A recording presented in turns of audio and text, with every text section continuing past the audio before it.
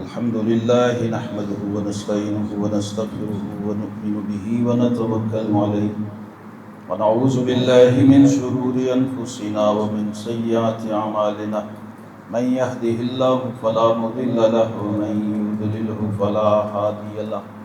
ونشهد أن لا إله إلا الله ونشهد أن سيدنا ومولانا وملجأنا ومأوانا وشفيعنا محمدا عبده ورسوله أما بعد فأعوذ بالله من الشيطان الرجيم بسم الله الرحمن الرحيم ولا تحسبن الذين قتلوا في سبيل الله أموات في سبيل الله أمواتا بل أحياء عند ربهم يرزقون آمنت بالله صدق الله مولانا العظيم وصدق رسوله النبي الكريم الأمين إن الله وملائكته يصلون على النبي يا أيها الذين آمنوا صلوا عليه وسلموا تسليما اللهم صل على محمد وعلى آل سيدنا محمد وأصحاب سيدنا محمد وبارك وسلم عليه اللهم صل على سيدنا محمد وعلى آل سيدنا محمد وأصحاب سيدنا محمد وبارك وسلم عليه الصلاة والسلام عليك يا سيدي يا رسول الله وعلى آلك وأصحابك يا حبيب الله مولاي صل وسلم دائما ابدا علی حبیبک خیر الخلق کلہم۔ گرامی قدر حاضرین، آج کا جمعۃ المبارک اس ہستی کی بارگاہ میں ہم نذرانہ عقیدت کی طور پہ پیش کر رہے ہیں جو اللہ کے حبیب کریم امام الانبیاء والمرسلین صلی اللہ علیہ وسلم کے سب سے پیارے اور محبوب چچا ہیں۔ آقا کریم علیہ السلام کے ساتھ کئی ان کے رشتے اور دین کے لیے ایسی خدمات، اور پھر آخر میں شہادت کا نذرانہ جو انہوں نے پیش کیا، جس سے اسلام کو عزت اور عظمت ایسی عطا ہوئی کہ قیامت تک اللہ کے دین کا ڈنکا عرب سے عجم تک بجا۔ بدر میں بھی، غزوہ بدر جو اسلامی تاریخ کی پہلی بڑی جنگ تھی، اس میں بھی آپ ہیرو تھے،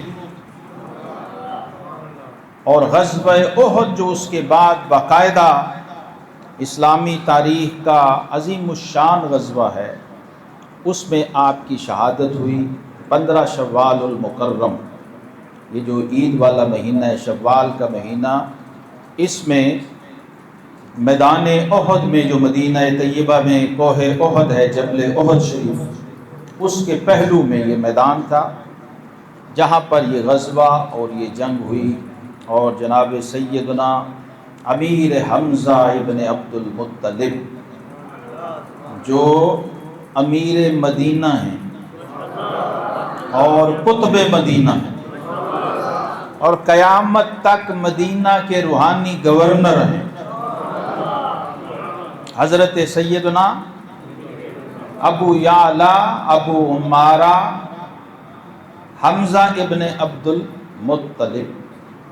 اسد اللہ بھی ہیں، اسد الرسول بھی ہیں، اللہ کے بھی شیر اور اللہ کے رسول کے بھی شیر، اور جن کو اللہ کے حبیب کریم علیہ السلام نے فرمایا فاعل الخیرات کاشف القرباء، اے سب سے بڑھ کے نیکیاں کرنے والے اور ہماری مشکلوں میں ہمارے کام آنے والے، جو پریشانیوں کو، آقا کریم علیہ السلام کی پریشانیوں کو دور کرنے والا۔ فاعل الخیرات، جب شہادت ہوئی تو یہ خطبہ پڑھا آقا کریم علیہ السلام ان کی شان میں، اور قیامت تک اس امت کا ہر صاحب ایمان خطیب اپنے جمعہ کے عیدین کے خطبوں میں آقا کریم علیہ السلام کے ان دونوں چچا، جو دونوں ایمان والے، دونوں صحابی، دونوں رضی اللہ عنہ والے، آج وہ امت کو بھولے ہوئے ہیں، کوئی نام لینے والا بھی نہیں ہے، تو پھر امت بھگتتی ہے ایسی غلطی، ایسے گناہ، ایسی غفلتیں، جب بحیثیت مجموعی ہو جائیں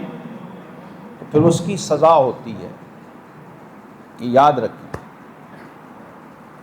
اعمال میں کوئی غلطی ہو جائے تو اس سے درگزر ہو جاتا ہے، ادب میں کوتاہی ہو جائے اس کی معافی نہیں ہو۔ بے ادب تنہا نہ خود را داشت بد، بلکہ آتش در ہما آفاق زد۔ بے ادب صرف اپنی تباہی کا سبب نہیں ہے، اس کی وجہ سے پورا مجمع برباد ہو سکتا ہے، پوری جماعت رد ہو سکتی ہے، اس کی وجہ سے پورے شہر پہ عذاب آ سکتا ہے معاذ اللہ۔ بلکہ آتش در ہما فاق زد، حضرت رومی کہتے ہیں پورا جہان بھی تباہ ہو سکتا ہے، پیغمبر نبی رسول موجود ہوں، دعا مانگ رہے ہوں، قبول نہیں ہوتی اگر بے ادب بیٹھا ہو۔ بے عملی گناہ اور چیز ہے، بے ادبی کا کوئی کمپنسیشن نہیں ہے۔ نعرہ تکبیر، نعرہ صدیقیہ، شان امیر حمزہ زندہ باد، شان امیر حمزہ، شان سید الشہداء، شان سید الشہداء، حضرت سیدنا امیر حمزہ رضی اللہ تعالیٰ عنہ آج بھی وہ ہستی ہیں، کتب غوث جب مدینے جائیں نا تو ان کے وسیلے سے حضور کی بارگاہ میں حاضری دیتے ہیں، جب اپنی عرضی پیش کرنی ہو ولیوں نے، غوثوں نے، کتبوں نے، ان کے وسیلے سے مانگتے، اور مدینے میں کوئی ان کی مہر کے بغیر جا بھی نہیں سکتا۔ جس نے دوبارہ جانا ہو وہاں سے سٹیمپ ہو تو دوبارہ بلاوا۔ یہ وہ ہستی ہیں، آقا کریم علیہ السلام کے چچا بھی ہیں، حضور علیہ السلام کے رضائی بھائی بھی ہیں، آقا کریم علیہ السلام کے خالہ زاد بھائی بھی ہیں، اور حضور علیہ السلام کے ہم زلف بھی ہیں۔ یہ تو ظاہری رشتے ہیں، اور پھر وہ ہستی، وہ صاحب ایمان چچا ہے، عمر میں 2 سال کا فرق ہے، یعنی دوست بھی، چچا بھتیجے اگر ہم عمر ہوں، ماموں بھانجا، تو پھر وہ آپس میں دوستیاں بھی ہو جاتی ہیں، یہ تو عام ہم بھی دیکھتے ہیں۔ وہ دوستی کیسی ہوگی جو دونوں ہی بنو ہاشم کے شہزادے ہوں، ایک عبد المطلب کا بیٹا ہو اور ایک سردار قریش کا پوتا ہو۔ یہ دونوں چچا آقا کریم علیہ السلام کے جناب عبد المطلب کے 13 بیٹوں میں سے کتنے؟ مسلمانوں سن لو، بعض نے 13، بعض نے 10 کہا۔ حضرت سیدنا عبد المطلب کے 10 بیٹوں میں سے یا 13 بیٹوں میں سے 2 بیٹے ہیں جن کو صحابیت کا شرف ملا، یہ جن کا نام خطبے میں پڑھا جاتا ہے، وَعَلَىٰ أَمَّيْهِ الشَّرِيفَيْنِ الْمُطَهَّرَيْنِ مِنَ الْأَدْنَاسِ الْحَمْزَةِ وَالْعَبَّاسِ۔ یہ بھی سنی مسلمان کو پتہ نہ ہو تو ایمان خطرے میں پڑ سکتا، جن کی شانیں، جن کی عظمتیں قرآن پاک میں ایک سورت میں 60 آیتیں غزوہ احد کے بارے میں، کیونکہ آپ سنی لوگ قرآن سے مانوس نہیں ہیں، قرآن آپ کو سنایا نہیں جاتا، قرآن کی بات آپ سے کی نہیں جاتی، آپ کو عادت بھی نہیں، قصے، کہانیاں، واقعات، حکایتیں جھوٹی سچی بنا کے ہاتھ اوپر ہاتھ نیچے، دو نمبری اور آرٹیفیشل اور کمرشلزم اور انٹرٹینمنٹ کا نام دین رکھا ہوا ہے، اس لیے قرآن و سنت سے دور ہیں۔ اور پھر ایسے لوگ پیدا ہو جاتے ہیں جو تمہاری نیچے سے جب بنیادیں ہلاتے ہیں تو پھر تم چیختے ہو، کیونکہ تمہارے مولوی نے نہ کبھی تمہیں ابن جریر طبری، نہ ابن کثیر، نہ مزری کبھی بتایا ہی نہیں، نہ بخاری، نہ مسلم، نہ ترمذی، نہ نسائی، نہ ابو داؤد، نہ ابن ماجہ۔ پھر وہ تمہارے کالج کے فرسٹ ایئر کے سیکنڈ ایئر کے لڑکوں کو بخاری، مسلم، حدیث نمبر فلانا، حدیث نمبر فلانا بتا کے وہ تمہارے دین کی جڑیں ہلاتے ہیں، عقیدے اور ایمان کو متزلزل کرتے ہیں۔ وجہ تم ہو، وہ نہیں ہو۔ تمہارا دفاع کمزور ہوگا، چوکی دار نہیں ہوگا تو چور آئے گا نا چوری کرنے۔ تو دین و ایمان پہ ڈاکہ تب پڑتا ہے جب آپ کی چوکی دار، پہرے دار کمزور ہوں، اور آپ کو اپنے آپ سے، اپنی دولت ایمان سے، اپنے عقیدے کے خزانے سے کوئی انٹرسٹ نہ ہو، جو مل جائے جیسا مل جائے، پھر یہ ہوتا۔ یہ ہستیاں وہ ہیں جن کے لیے رب کائنات نے خود قرآن پاک میں بیٹھ کے صحابہ باتیں کریں اور ان کی باتوں کے جواب میں اللہ قرآن نازل فرمائے۔ کھانا کھا رہے کہ پتہ نہیں وہ کہاں ہوں گے ہمارے ساتھی جو بدر میں شہید ہو گئے، جو احد میں شہید ہو گئے، اور رب نے قرآن اتارا، وَلَا تَحْسَبَنَّ الَّذِينَ قُتِلُوا فِي سَبِيلِ اللَّهِ أَمْوَاتًا، اے ایمان والو، وہ جو میری راہ میں گئے ہیں، جنہوں نے میرے نام پہ جانیں دی ہیں، وہ تمہارے مردوں کی طرح مردہ نہیں ہے، وہ عام مرنے والوں کی طرح نہیں ہیں۔ ان کی موت کو عام مرنے والے کی موت جیسا مت سمجھو۔ یہ دو جگہ قرآن نے کہا ہے، وَلَا تَقُولُوا لِمَن يُقْتَلُ فِي سَبِيلِ اللَّهِ أَمْوَاتٌ، زبان سے کہنا بھی نہیں، اور یہاں کا وَلَا تَحْسَبَنَّ، سمجھنا بھی نہیں، نہ کہنا ہے نہ سمجھنا ہے، بلکہ کیا ہے، بل احیاء۔ کون کہہ رہے؟ جسے اللہ کی بات پہ بھی یقین نہ ہے، قرآن کی آیت اور نص پہ بھی اس کا ایمان نہ ہو، وہ مسلمان ہے؟ زندہ تو دوسرے بھی ہیں، مرتے یہ بھی نہیں، منتقل ہوتے ہیں، یہ بھی فرق ہے۔ موت کو سمجھے ہے غافل، اختتام زندگی ہے یہ شام زندگی، صبح دوام زندگی۔ یہ ٹرانسفر ہے، انتقال ہوا ہے، بندہ ختم نہیں ہوا، منتقل ہوا ہے۔ لیکن فرق قرآن میں بتایا ہے، ان کا منتقل ہونا اور ہے اور ان کا راہ خدا میں جانا اور ہے۔ بل احیاء ولکن لا تشعرون، تمہیں شعور نہیں ہے، تمہیں سمجھ نہیں آ سکتی، چونکہ تمہیں عقل شعور نہیں ہے، اس لیے رب نے خود بتا دیے کہ میں کہہ رہا ہوں زندہ ہیں۔ اس لیے اب چون چرا کی گنجائش ختم ہو گئی، بلکہ اگلی بات یہاں کیا کی، بل احیاء عند ربہم یرزقون، وہ جنت میں اپنے رب کے پاس زندہ بھی ہیں اور اللہ کی طرف سے انہیں رزق بھی دیا جا رہا ہے۔ دنیا میں اپنی قبر کے اندر بھی جلوہ فروز ہیں اور اپنے رب کے نزدیک زندہ بھی ہیں اور رزق بھی دیے جا رہے ہیں۔ جب تک قیامت نہیں آتی تو ان کی قبر ہی جنت ہے،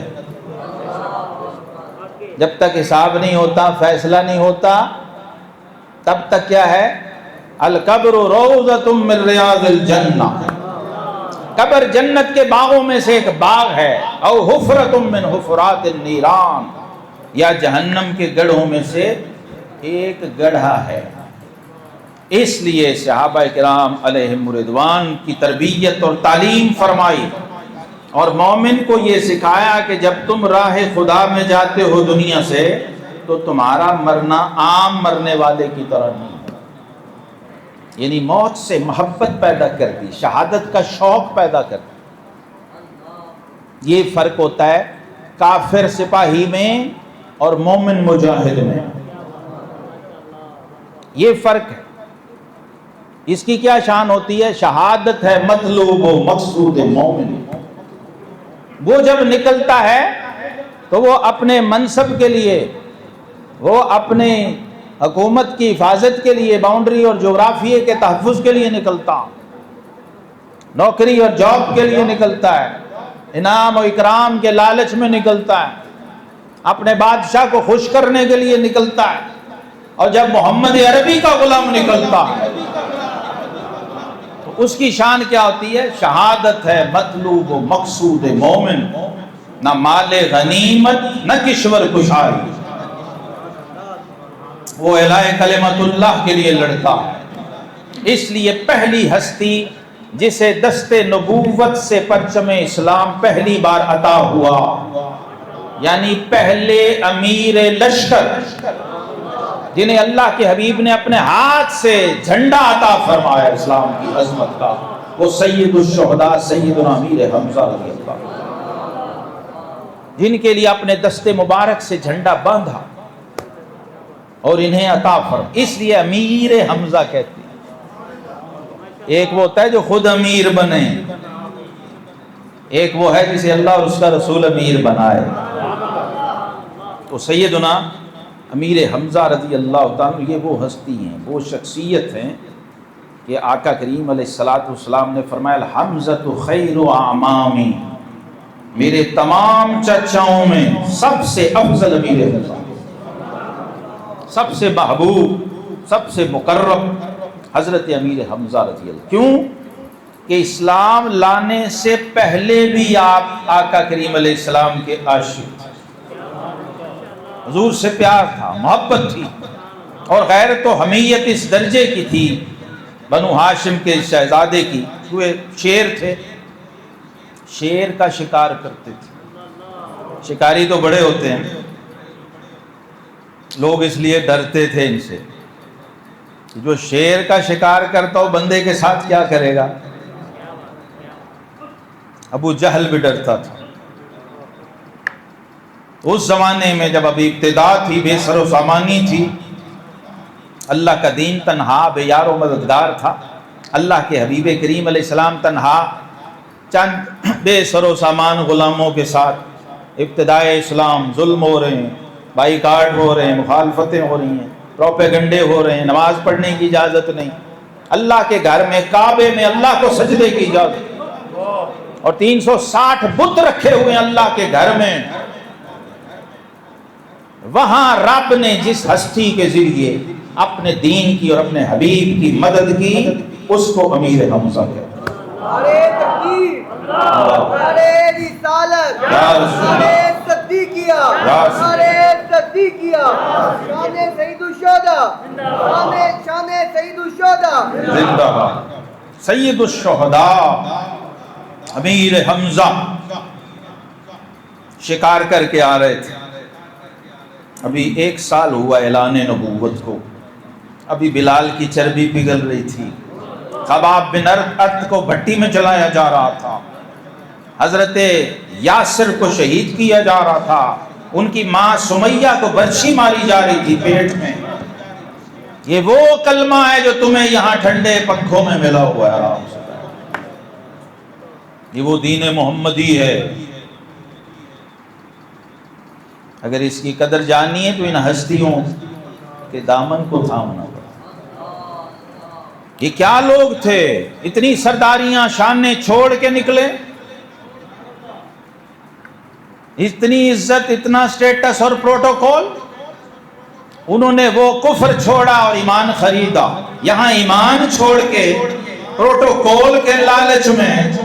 کفر خرید رہے۔ اس لیے پھر حمزہ کا نام زبان سے وہ لینے نہیں دیتے، یہ تو کوالیفائی نہیں کرتا 2% کا بندہ، تو نام لے گا جس کے لیے سید الانبیاء قسم کھائیں والذی نفسی بیدہ انہ لمکتوب عند اللہ عز وجل فی السماء السابعہ، فرمایا قسم ہے مجھے اس ذات کی جس کے قبضہ قدرت میں میری جان ہے، 7ویں آسمان پر لوح محفوظ پہ اللہ کی بارگاہ میں حمزہ کا نام اس طرح لکھا ہوا ہے، الحمزۃ اسد اللہ و اسد رسول۔ تو فرش والے تیری شوکت کا حضور کیا جانا،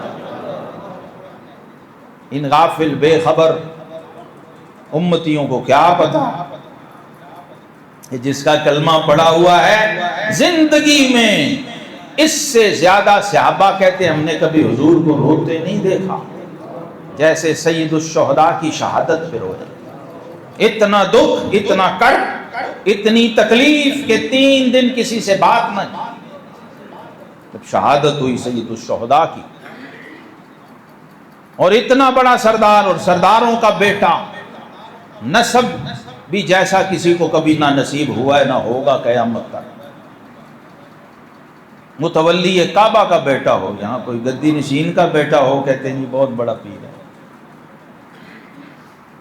جو خاندانی طور پہ اللہ کے گھر کے متولی ہوں، گدی نشین ہو کعبے کے، وہ کیا ہوں گے جن کے نسب کی قسمیں اللہ نے قرآن میں کھائی ہیں، نسبی طہارت کی، اور آقا کریم علیہ السلام نے فخر سے اس کا اظہار کیا ہو، انا النبی لا کذب انا ابن عبد المطلب۔ تو کیا لوگ ہوں گے؟ اور یہ بھی یاد رکھیں چچا کا سٹیٹس اسلام میں کیا ہے، یہ ان حضور کے چچاؤں کے صدقے یہ چیزیں ہیں۔ جب اپنے چچا کی شان لوگوں کو بتانی تھی نا، صحابی تم بھی ہو، صحابی یہ بھی ہے، لیکن جو میرا چچا ہو اور میرا صحابی ہو تو فرق کیا ہوگا؟ فرمایا اما الرجل سنو لابی، پھر اسے میرا چچا سمجھ کے نہیں میرا باپ سمجھ کے دے، اگر میرا کلمہ پڑا ہوا ہے۔ چچا کا مقام باپ کا مقام۔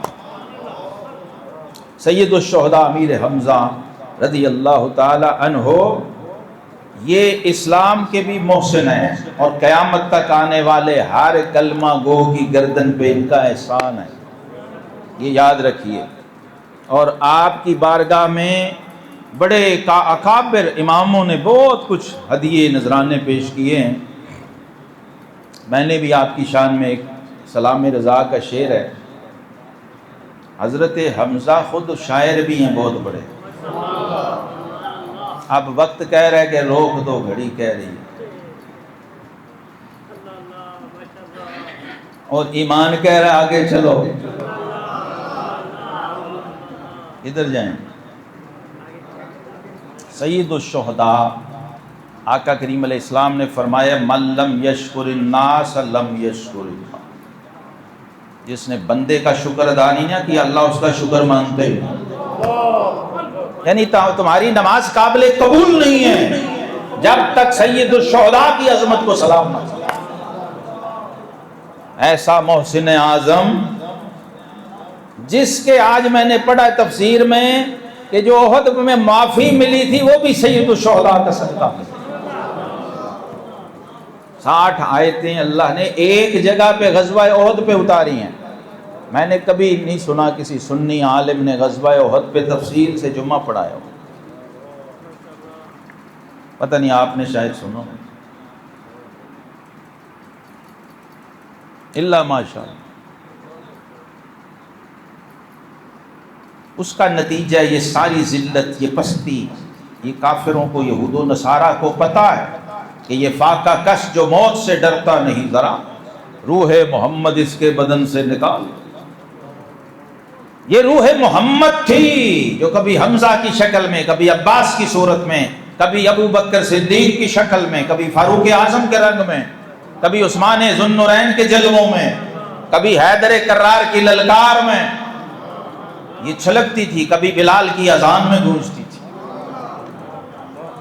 تو اگر اس کے ساتھ تعلق نہیں بھائی، یہ تمہارا آنا نہ جانا، یہ آؤ جاؤ، یہ بیٹھک یہ ایکسرسائز کا کوئی مطلب نہیں ہے۔ اگلے جمعوں میں انشاءاللہ موقع ملا، توفیق ہوئی تو بتاؤں گا قیامت کی نشانیاں جو مسجدوں سے متعلق ہے، جو آج مسجدوں میں ہو رہا ہے، یہ سب کچھ پہلے بتا دیا گیا ہوا ہے کہ قیامت کے قریب یہ ہوگا، اس طرح کے نمازی ہوں گے، اس طرح کے لوگ ہوں گے، اس طرح کے امام ہوں گے، اس طرح کے خطیب و مؤذن ہوں گے، قاری ہوں گے، یہ ان کی ترجیحات ہوں گی سوائے دین کے، سوائے اللہ رسول۔ آپ خود شاعر ہیں، سوچو چچا اپنے بھتیجے کی شان میں نعت لکھے،